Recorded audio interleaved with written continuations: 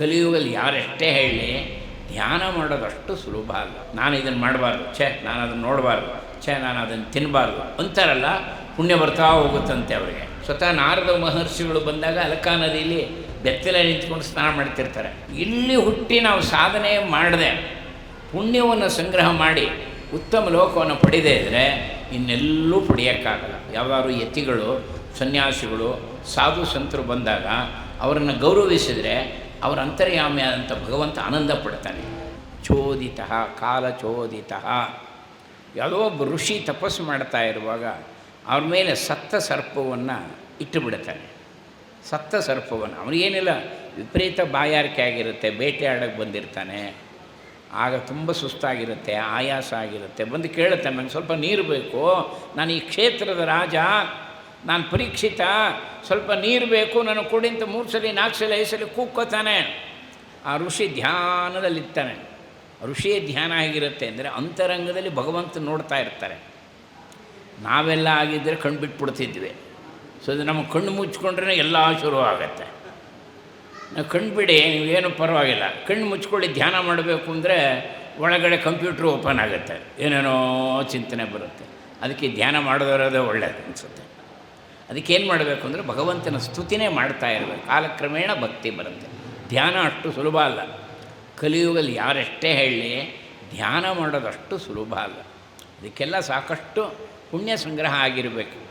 ಕನಿಷ್ಠ ನಾವು ಮಾಡುವಂಥ ಕರ್ತವ್ಯ ಏನಿದೆ, ಧರ್ಮಜ್ಞೋ ಧರ್ಮನಿರತಃ ಸಧರ್ಮ ಫಲಮಶ್ನುತೆ.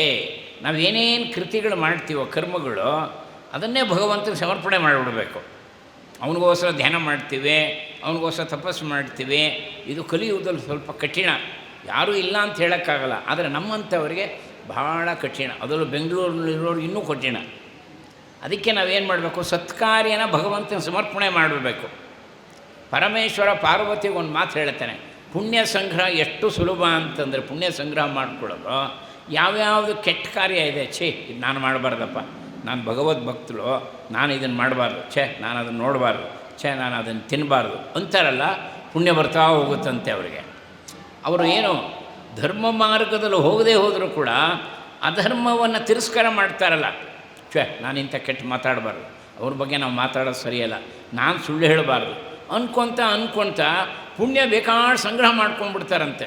ಇದನ್ನು ಪರಮೇಶ್ವರ ಹೇಳ್ತಾರೆ, ಮಹಾಭಾರತದಲ್ಲಿದೆ ಶ್ಲೋಕ. ಪುಣ್ಯ ಸಂಗ್ರಹ ಮಾಡೋದು ಎಷ್ಟು ಸುಲಭ ಅಂದರೆ, ಅಧರ್ಮ ಮಾರ್ಗದಿಂದ ದೂರ ಸರಿತಾ ಪುಣ್ಯ ಸಂಗ್ರಹ ಆಗ್ತಾ ಹೋಗುತ್ತಂತೆ. ಇಷ್ಟು ಸುಲಭ. ಅವೆಲ್ಲ ನಾವೆಲ್ಲ ಚೆನ್ನಾಗಿ ಅನುಭವಿಸಿದ್ವಿ, ಆ ಮಾರ್ಗದಲ್ಲಿದ್ದೀವಿ. ಅದಕ್ಕೆ ಧರ್ಮಜ್ಞೋ ಧರ್ಮನಿರತಃ ಸಧರ್ಮ ಫಲಮಶ್ನುತೆ. ನಾವೇನೂ ಮಾಡದೇ ಇದ್ರೂ ಪರವಾಗಿಲ್ಲ, ಈ ಆಶ್ರಮಕ್ಕೆ ಬಂದು ಒಂದು ಸಲ ನಮಸ್ಕಾರ ಮಾಡಿ 1-2 ನಿಮಿಷ ಗುರುಗಳ ದರ್ಶನ ಮಾಡ್ಕೊಂಡಾದ್ರೆ ಬೇಕಾದಷ್ಟು ತೀರ್ಥಕ್ಷೇತ್ರಕ್ಕೆ ಹೋದಷ್ಟು ಪುಣ್ಯ ನಮಗೆ ಸಂಗ್ರಹ ಆಗಿಬಿಡುತ್ತೆ. ನಮ್ಗೆ ಸಿಕ್ಕಿರೋದು ಇದು ಅವಕಾಶ, ಇದು ಭಗವಂತ ಕೊಡುವಂಥ ಅವಕಾಶ. ಸಾಧೂನಾಂ ದರ್ಶನಂ ಲೋಕೆ ಸರ್ವಸಿದ್ಧಿಕರಂ ಪರಂ. ಇದು ಕೃಷ್ಣ ಹೇಳಿದ್ದು ಇಲ್ಲೇ ಭಾಗವತದಲ್ಲಿ. ಅದು ನೋಡಿ, ಆ ಸಂತರನ್ನು ಕೂಡಿಸಿಯಾರಲ್ಲಿ ಅನಂತ ಸ್ವಾಮಿಗಳ ದರ್ಶನ, ಅಲ್ಲಿ ಗುರುಗಳ ಫೋಟೋ ಇದೆ, ಅವರ ದರ್ಶನ ಮಾಡಿಬಿಟ್ರೆ ಸಾಧೂನಾಂ ದರ್ಶನಂ ಲೋಕೆ. ಅವರೆಲ್ಲ ಪ್ರತ್ಯಕ್ಷ ಇದ್ದಾಗ ನಾವು ದರ್ಶನ ಮಾಡುವಂಥ ಯೋಗ್ಯತೆ ನಮಗಿಲ್ಲ. ಅವರೆಲ್ಲ ಯಾರ್ಯಾರು ದರ್ಶನ ಮಾಡಿದ್ರೋ ಅವರು ಸಂತರು ಸಾಧುಗಳಂತ ತಿಳುವಳಿಕೆಯಿಂದ ಅವ್ರನ್ನ ಉಪಾಸನೆ ಮಾಡಿದ್ರೋ ಅವರು ಧನ್ಯರು. ಅಲ್ಲಿರೋರ್ಗೂ ಎಷ್ಟೋ ಜನಕ್ಕೆ ಗೊತ್ತಾಗಲಿಲ್ಲ ಅವರು ಸಂತರು ಸಾಧುಗಳು, ಭಗವಂತನಿಗೆ ಬೇಕಾದರೂ ಅನ್ನೋ ಪ್ರಜ್ಞೆ ಅವ್ರಿಗಿರೋಲ್ಲ. ನಮ್ಮಲ್ಲೇ ಕೆಲವರೆಲ್ಲ ಕಾರ್ಯಕರ್ತರು ಓಡಾಡ್ತಾ ಇರ್ತಾರೆ, ತಮ್ಮನ್ನೇ ತಾವು ಪೂರ್ತಿ ತೊಡಗಿಸ್ಕೊಂಡ್ಬಿಟ್ಟಿರ್ತಾರೆ ವಿಠ್ಠಲನಿಗೆ, ಗೊತ್ತಾಯ್ತಾ? ನಮಗೆ ಗೊತ್ತಾಗಲ್ಲ, ಅವರು ಸದ್ಭಕ್ತರು ನಮಗೆ ಗೊತ್ತಾಗಲ್ಲ. ವಿಠ್ಠಲನ ಅನುಗ್ರಹ ಆಗಿರುತ್ತೆ ಅವ್ರಿಗೆ. ನೋಡಿ, ಭಗವಂತನ ಅನುಗ್ರಹ ಆಗಿರುತ್ತೆ, ಸಾಮಾನ್ಯ ವ್ಯಕ್ತಿಗಳು ಗೊತ್ತಾಗಲ್ಲ. ಇದಕ್ಕೆ ಮಾಯೆ ಅನ್ನೋದು. ಅದಕ್ಕೆ ಇಲ್ಲಿ ಕೃಷ್ಣ ಹೇಳ್ತಾನೆ, ಸಾಧೂನಾಂ ದರ್ಶನಂ ಲೋಕೆ ಸರ್ವಸಿದ್ಧಿ ಕರಂಪರಂ. ಕುಬೇರನ ಮಕ್ಕಳು ನಳಕೋಬ್ರ ಮಣಿಗ್ರೀವ ಅಂತ, ಅವರು ಹಿಂದೆ ಸ್ವತಃ ನಾರದ ಮಹರ್ಷಿಗಳು ಬಂದಾಗ ಅಲಕಾ ನದಿಯಲ್ಲಿ ಬೆತ್ತಲೆ ನಿಂತ್ಕೊಂಡು ಸ್ನಾನ ಮಾಡ್ತಿರ್ತಾರೆ, ಜಲಕ್ರೀಡೆ ಆಡ್ತಿರ್ತಾರೆ ಹೆಣ್ಣುಮಕ್ಕಳ ಜೊತೆಗೆ. ನಾರದರು ನೋಡ್ತಾರೆ, ಇದೇನಿದು ಒಳ್ಳೆ ದೇವತಾ ಪುರುಷರು ಇವರು, ಕುಬೇರನ ಮಕ್ಕಳು ಈ ರೀತಿ ನಗ್ನವಾಗಿ ಇಲ್ಲಿ ಹೆಣ್ಮಕ್ಳ ಕ್ರೀಡೆ ಆಡ್ತಾ ಇದ್ದಾರೆ ಅಂತ ನಾರದರು ಎಳೀತಾರೆ. ಆ ಅಪ್ಸರೆಯರೆಲ್ಲ ಏನು ಮಾಡ್ತಾರೆ, ನಾರದರು ಬಂದರು ಅಂತ ತಾವು ವಸ್ತ್ರಗಳನ್ನು ಧಾರಣೆ ಮಾಡಿಕೊಂಡು ಹೊಟ್ಟೋಗ್ತಾರೆ ಅಪ್ಸರೆಯರು. ಇವೆರಡು ಹಾಗೇ ನಿಂತಿರ್ತಾರೆ.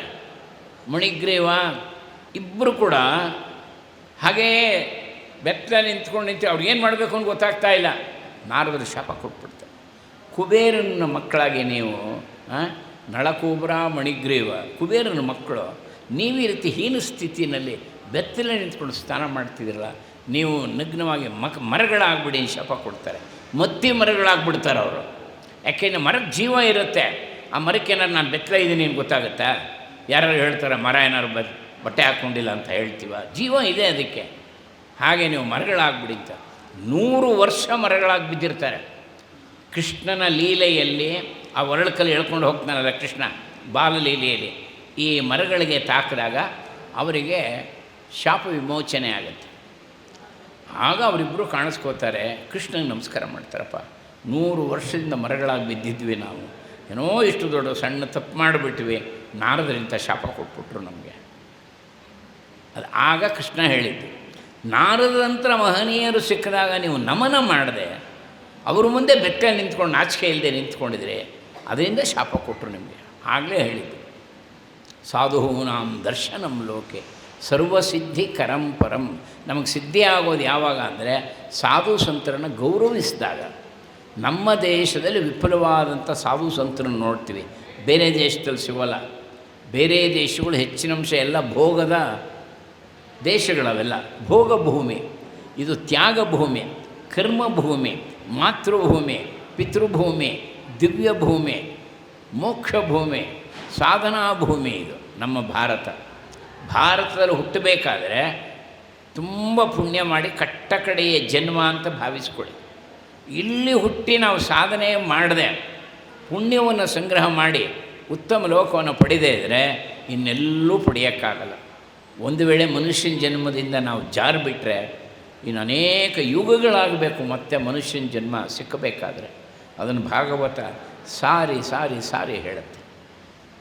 ಅದಕ್ಕೆ ನಾನು ಯಾಕೆ ಹೇಳಿದೆ ಅಂದರೆ ಅಂಥ ಗುರುಗಳ ಸನ್ನಿಧಾನ ಇದೆ. ನಾವು ಯಾವಾಗ ಪುರುಸೊತ್ತಾಗುತ್ತೋ ಒಂದು ಗಳಿಗೆ ಬಂದು ನಮಸ್ಕಾರ ಮಾಡಿಕೊಂಡ್ರೆ ವಿಶೇಷವಾದಂಥ ಪುಣ್ಯ ಲಭ್ಯ ಆಗುತ್ತೆ. ಸಾಧೂನಾಂ ದರ್ಶನಂ ಲೋಕೆ ಸರ್ವಸಿದ್ಧಿ ಕರಂ ಪರಂ. ಕೃಷ್ಣ ಹೇಳಿದ ಮಾತು. ಅಂಥ ನಾರದಿಗೆ ನಮಸ್ಕಾರ ಮಾಡೋದು ಬಿಟ್ಟು ನೀವು ಶಾಪಗ್ರಸ್ತರಾದರೆ, ಇವತ್ತಿಂಥ ಜನ್ರೇಷನ್ ತುಂಬ ಇದೆ ಅಲ್ವಾ, ತುಂಬ ಇದೆ.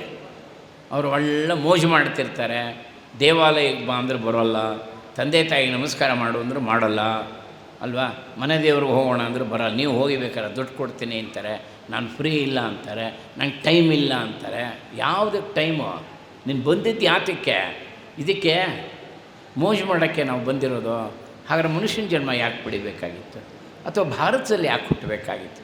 ಇಂಥ ಪವಿತ್ರ ಭೂಮಿಯಲ್ಲಿ ಹುಟ್ಟಿ ಸಾಧನೆ ಮಾಡ್ಕೊಳ್ಳೋದೇ ಇದ್ದರೆ ಮೂರ್ಖರಾಗಿಬಿಡ್ತೀವಿ ನಾವು. ಈ ಸಂದೇಶ ಭಾಗವತ ಕೊಡುತ್ತೆ.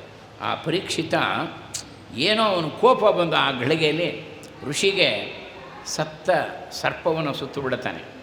ಯಾವಾಗಲೂ ಸಾಧು ಸಂತರು ಋಷಿಗಳಿಗೆ ಸನ್ಮಾನ ಎಷ್ಟು ಮಾಡ್ತೀವೋ ದೇವತೆಗಳ ಆನಂದ ಪಡ್ತಾರೆ. ಇದೆಲ್ಲ ಚೆನ್ನಾಗಿ ನೆನ್ಪಿಟ್ಕೊಳ್ಬೇಕು. ಯಾವಾರು ಯತಿಗಳು, ಸನ್ಯಾಸಿಗಳು, ಸಾಧು ಸಂತರು ಬಂದಾಗ ಅವರನ್ನು ಗೌರವಿಸಿದರೆ ಅವರ ಅಂತರ್ಯಾಮಿಯಾದಂಥ ಭಗವಂತ ಆನಂದ ಪಡ್ತಾನೆ.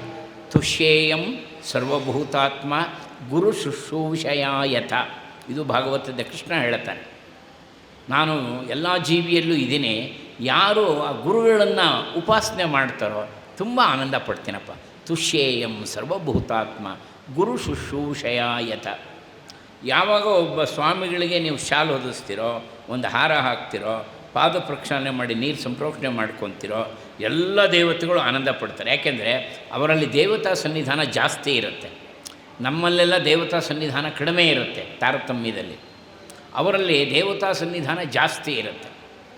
ಮತ್ತು ನಾಭಿಯಿಂದ ಕೆಳಗಡೆ ಎಲ್ಲ ಪಿತೃಗಳ ಸನ್ನಿಧಾನ ಇರುತ್ತೆ, ನಾಭಿಯಿಂದ ಮೇಲ್ಗಡೆ ಎಲ್ಲ ದೇವತೆಗಳ ಸನ್ನಿಧಾನ ಇರುತ್ತೆ. ಅದಕ್ಕೆ ಯಾವಾಗಲೂ ಸನ್ಯಾಸಿಗಳು ಸಾಧು ಸಂತರ ಪಾದವನ್ನು ತೊಳೆಯೋದು, ಅವರಿಗೆ ಗೌರವ ಸಲ್ಲಿಸೋದು. ಅವ್ರಿಗೆ ಹಾರ ಹಾಕೋಕ್ಕಲ್ಲ, ಅವರೇ ನನಗೆ ಹಾರ ಹಾಕಿ ಅಂತ ಹೇಳಲ್ಲ, ನನಗೆ ಪೇಟ ಇಡಿ ಅಂತೇನು ಹೇಳಲ್ಲ. ಭಗವಂತ ತೃಪ್ತಿ ಆಗ್ತಾನೆ ಇಲ್ಲಿ. ಅದೇ ರೀತಿ ಅದೇ ಸಾಧು ಸಂತನ ಅವಮಾನ ಮಾಡಿಬಿಟ್ರೆ ಎಲ್ಲ ದೇವತೆಗಳು ಕುಪಿತರಾಗ್ತಾರೆ.